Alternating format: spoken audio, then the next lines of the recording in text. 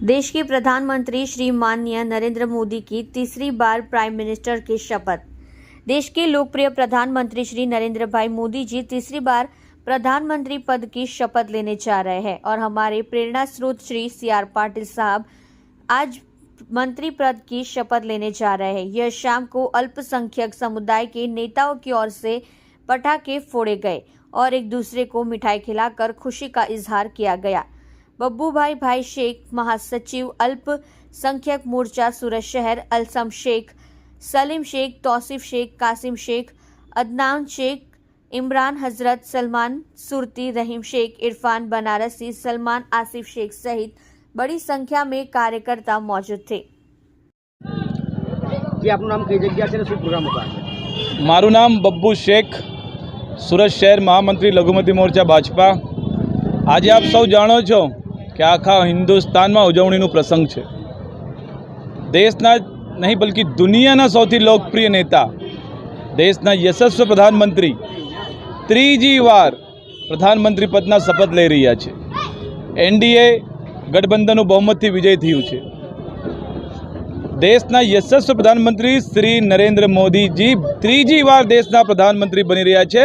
आ प्रसंगने उजवણીના ભાગરૂપે મનાવવા માટે આજે લિંબાયત વિધાનસભાની અંદર મતક્ષેત્રમાં અમે સૌ કાર્યકર્તા મિત્રો, વડીલો, લઘુમતી સમાજના આગેવાનો, કાર્યકર્તા મિત્રો ખૂબ જ મોટી સંખ્યામાં અહીં હાજર થયા છે। ફટાકડા ફોડી અને મીઠાઈઓ વેચીને મોં મોટા કરવાના પ્રસંગની ઉજવણી કરી છે। અમારા માટે સૌથી વધુ ખુશીની વાત એ છે કે ગુજરાત પ્રદેશના પ્રમુખ ભારતીય જનતા પાર્ટીના અને અહીંના સાંસદ, લોકપ્રિય સાંસદ શ્રી CR પાટીલ સાહેબ એમને પણ આજે મોદીજીના પ્રધાનમંડળમાં સ્થાન મળ્યું છે। આ પ્રસંગની ઉજવણી અમારા માટે બે ગણી થઈ ગઈ છે, કેમ કે એવો કોઈ માણસ નહીં હોય નવસારી લોકસભામાં જેમના હૃદયમાં CR પાટીલ સાહેબને સ્થાન ન હોય। આ એક પ્રસંગ અમારો પારિવારિક બની ગયું છે ને આ પ્રસંગની ઉજવણી બે ગુણી વધી ગઈ છે। અમારો ઉત્સવ વધી ગયું છે કે અમારા સૌના લોકપ્રિય સાંસદ, પ્રદેશ પ્રમુખ શ્રી CR પાટીલ સાહેબ મોદીજીના પ્રધાનમંડળમાં સ્થાન મળ્યું છે, જેની આ ખુશી અમે મીઠાઈઓ અને ફટાકડા ફોડીને આ બે ગુણી ખુશીનું આનંદ અમે આ સૌએ અહીંયા આજે લીધું છે। अन्य कार्यकर्ताओं શું સંદેશ આપવા માંગો છો? અમે સૌ કાર્યકર્તા મિત્રોને એ સંદેશ આપ્યું છે કે આપણે સૌ સાથે મળીને ફરી એકવાર જે રીતે NDA ગઠબંધનનું વિજય થયું છે, સૌ સાથે લાગી જાય।